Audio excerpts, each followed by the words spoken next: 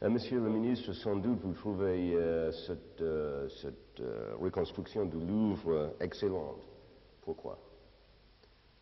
Pour beaucoup de raisons. D'abord, je rappellerai, si vous voulez, que la décision initiale qui a été prise par le président de la République il y a 2 ans a consisté à demander le transfert du ministère des Finances, qui en ce moment occupe toute cette partie du palais, principalement le Louvre de Napoléon III, et le transfert du ministère dans un autre bâtiment va permettre de réaliser ce que nous appelons le Grand Louvre, c'est-à-dire que l'ensemble du palais, quelle que soit la date de construction, sera consacré au Musée national du Louvre.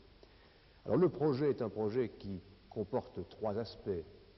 Premièrement et d'abord, faire de ce musée un musée moderne et vivant, par une présentation plus heureuse des collections, par l'aménagement de circuits plus agréables pour le visiteur, par une information plus précise de ceux qui visitent le Louvre. Et nous voudrions aussi que ce Louvre qui est fermé le soir soit quelquefois ouvert pour que l'ensemble prestigieux du palais soit un quartier beaucoup plus vivant, en particulier la nuit. La deuxième dimension du projet est une dimension historique. Aujourd'hui, les visiteurs ignorent ce qu'a été l'histoire même de ce bâtiment. Et pourtant, ce bâtiment est lié à l'histoire du pays. Et c'est pourquoi nous avons décidé de réhabiliter le Louvre palatial dans sa dimension historique. Du Louvre du Moyen-Âge, puisque nous allons mettre en évidence les vestiges du premier château, le château de Philippe Auguste, au Louvre de Napoléon III, que nous libérons du ministère des Finances. Le public pourra en particulier voir les décors des salons du duc de Morny, qui sont parmi de très beaux exemples de l'art décoratif du XIXe siècle, en passant par le Louvre du XVIIe siècle, c'est-à-dire le Louvre des appartements royaux que nous allons réhabiliter. Puis la troisième dimension du projet est une dimension urbaine et architecturale. Alors, parmi les décisions prises, il y a bien entendu cette proposition de M. Paye, qui consiste à proposer une entrée centrale du visiteur, alors qu'aujourd'hui le visiteur ignore à quelle porte il doit frapper pour pénétrer à l'intérieur du musée, donc une entrée centrale, mais une entrée qui en même temps ne soit pas trop souterraine et ne constitue pas une bouche de métro, d'où l'idée de cette pyramide qui introduira à l'intérieur de ce centre la lumière, l'espace et, je l'espère, l'agrément. Et le projet architectural se complète aussi par la création en souterrain jusqu'au carrousel d'un passage qui conduira sous le carrousel à la création d'une grande brasserie qui elle-même sera éclairée en partie par la lumière du jour, et le visiteur pourra ensuite emprunter les jardins des Tuileries que nous allons restaurer jusqu'à la Concorde. Ça, c'est une question qui nous intéresse en particulier, c'est-à-dire comment votre troisième raison suit votre deuxième raison. Quelques-uns nous disent que la pyramide est un style complètement différent, c'est-à-dire un style du XXIe siècle, disons, mélangé avec un style du XVIe siècle ou avant ça. Qu'est-ce que vous dites? On peut dire beaucoup de choses, vous savez. D'abord, ce matin même, avant de vous rencontrer, on me remettait des articles qui ont été publiés au moment où l'on envisageait la construction au XIXe siècle du Louvre de Napoléon III. Et les critiques étaient très hostiles aussi, et ont développé des arguments contradictoires pour s'opposer à l'extension du Louvre. Que peut-on dire? D'abord, on pourrait répondre que la pyramide, c'est une figure traditionnelle de l'architecture. Est-elle du XXIe siècle ou est-elle du deuxième millénaire avant Jésus-Christ? C'est une figure de la rhétorique architecturale. Et en ce sens, c'est, je dirais, une forme classique, presque conventionnelle. Et si l'on voulait même être critique dans l'autre sens, alors on pourrait dire, mais n'est-ce pas trop traditionnel? N'est-ce pas trop modeste? N'est-ce pas trop classique? Je crois que la volonté de M. Paye a été de respecter l'esprit, les formes du Palais du Louvre. Et je connais peu d'architectes qui, comme lui, et avec une grande exigence professionnelle, cherchaient à comprendre la logique architecturale du bâtiment pour trouver ensuite la réponse juste sur le plan des formes. Voilà une des réponses que l'on peut faire. Je crois qu'au contraire, cette pyramide permettra aux visiteurs de découvrir le Louvre comme il ne l'a jamais vu. Aujourd'hui, vous vous promenez par là. Que voyez-vous? Des arbres misérables, deux squares sales, des statues incertaines. La fameuse vue sur ces pavillons n'existe pas.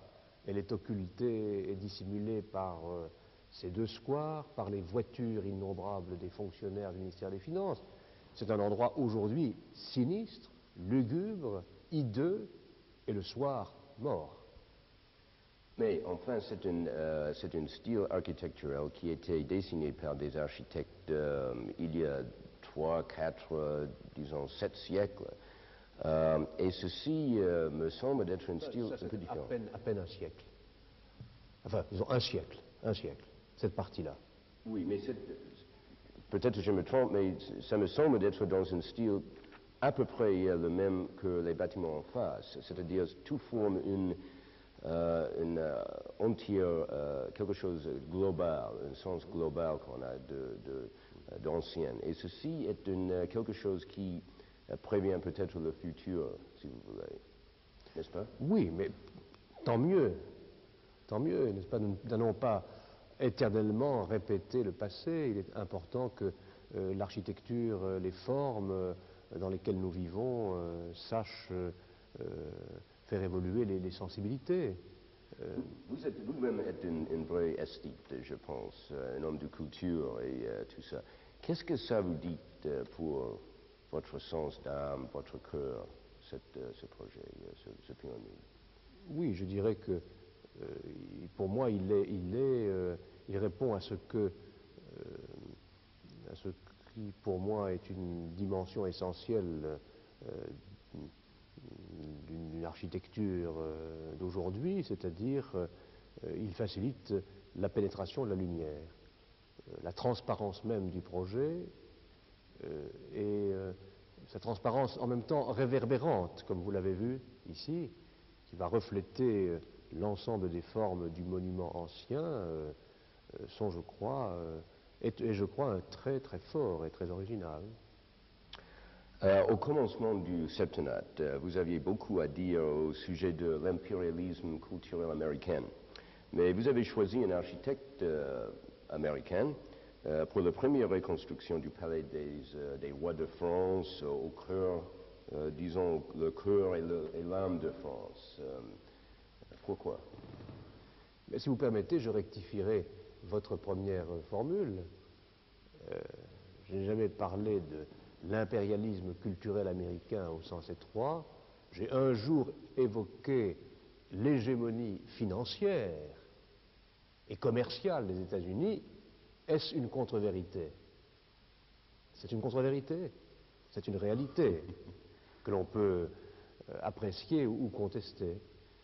Et lorsque j'ai évoqué cette réalité, j'ai dit aux représentants des 120 États qui se trouvaient à l'UNESCO que les hommes de création ne devaient pas accepter de se soumettre aux diktats de certains groupes financiers multinationaux et qu'il était indispensable que dans chaque pays, on soit capable de mettre en éveil et de mettre en mouvement toutes les forces d'invention, artistes, architectes, hommes de science, industriels.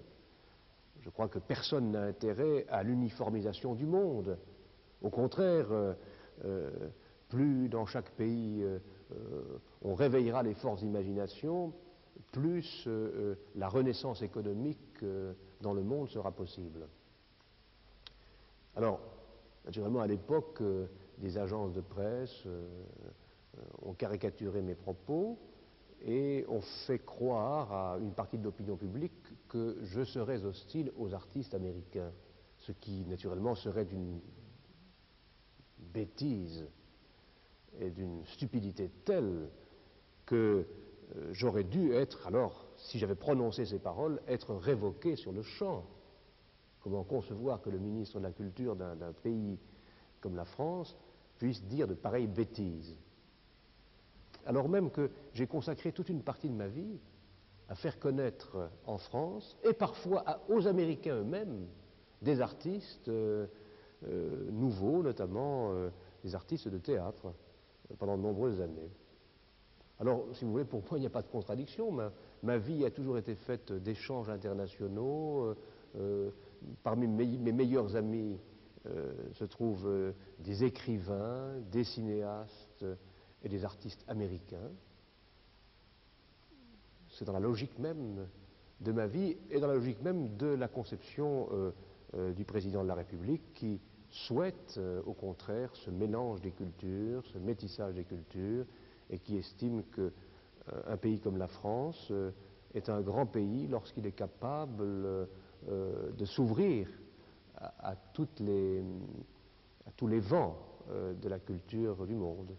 Je pense que quelques architectes français sont un peu peut-être fâchés parce que le grand projet de Bastille de l'opéra est désigné par un Canadien. La défense, le nouvel projet de défense par un Danois, et maintenant un Américain ici au cœur de Paris, au centre de Paris par un Américain. Qu'est-ce que vous pouvez dire pour les architectes français? Je ne crois pas qu'ils soient fâchés, je ne le pense pas, et dans l'ensemble, les architectes les plus créatifs et les plus inventifs français sont plutôt favorables à ce projet, à ma connaissance. Et puis, vous savez, nous avons donné beaucoup de chance aux architectes français. Vous avez évoqué la Bastille, mais le concours était ouvert aux architectes du monde entier, y compris aux Français, de même pour la Défense. Mais il y avait une règle et le jury a choisi en son âme et conscience. En revanche, il y a de très grands projets qui ont été confiés à des Français. Par exemple, un peu plus loin, sur la Seine, sera réalisé l'Institut du monde arabe. C'est un architecte français, Jean Nouvel, qui en est l'auteur. À la Villette, dans le plus grand parc de Paris d'ici quelques années, nous construisons une cité de la musique. La compétition est réservée seulement à des Français. Et nous avons d'autres projets culturels importants qui sont confiés à des Français. Donc vous pensez que nous allons voir dans quelques années une transformation du cœur de Paris dans un sens excellent? J'en suis sûr. Je suis sûr que c'est un très beau projet, très réussi. Monsieur Paye est un architecte très remarquable, et je le répète, qui est animé par un esprit à la fois de respect pour le site, pour l'histoire, et par une exigence professionnelle exceptionnelle. Je pense que nous allons avec lui réussir une transformation qui fera du centre de Paris, qui fera de cet ensemble urbain l'un des plus beaux du monde. Merci beaucoup. J'ai une question. Qu'est-ce que vous pouvez répondre à monsieur, mais qu'est-ce que vous direz pour, disons, soulager les Français qui en ce moment s'affolent de faire son installation? Qu'est-ce que vous pouvez dire comme ça? Vous savez, d'abord, ne croyez pas que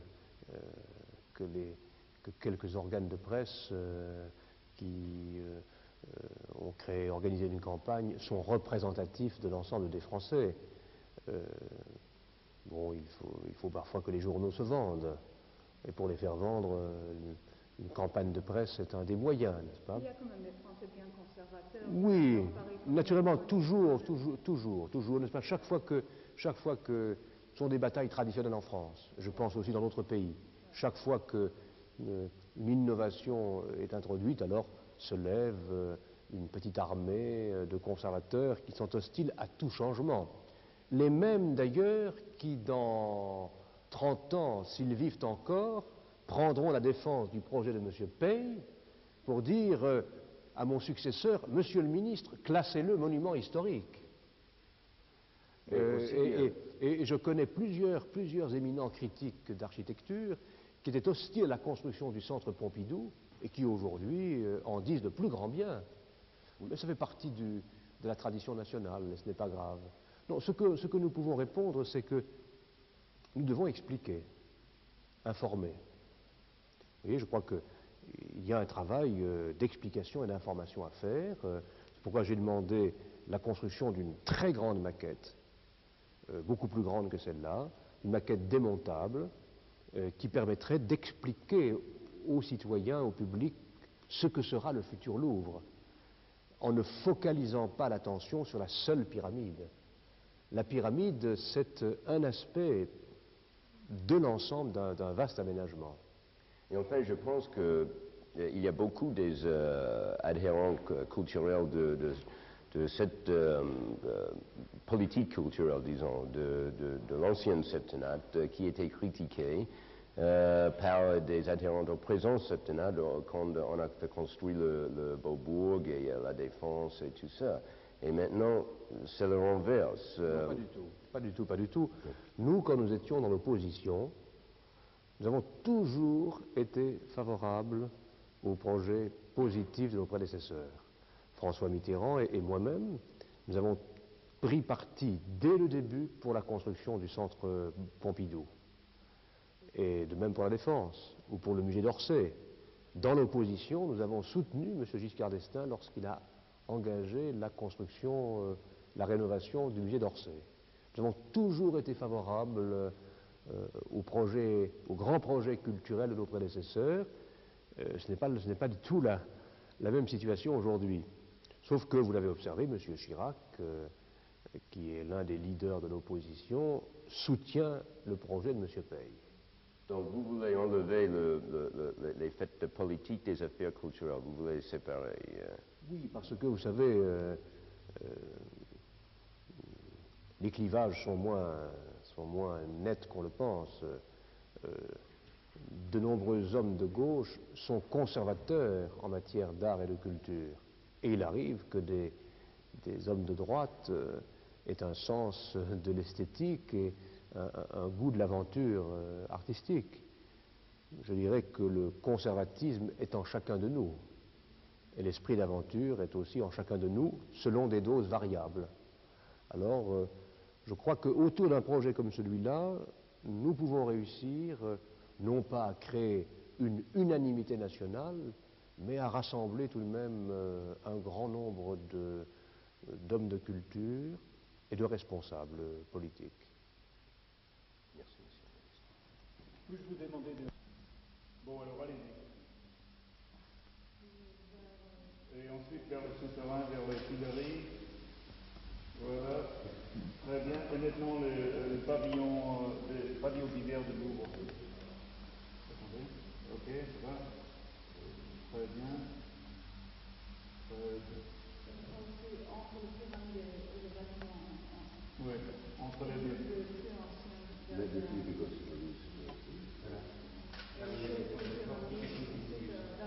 Et encore une fois sur la pyramide, s'il vous plaît.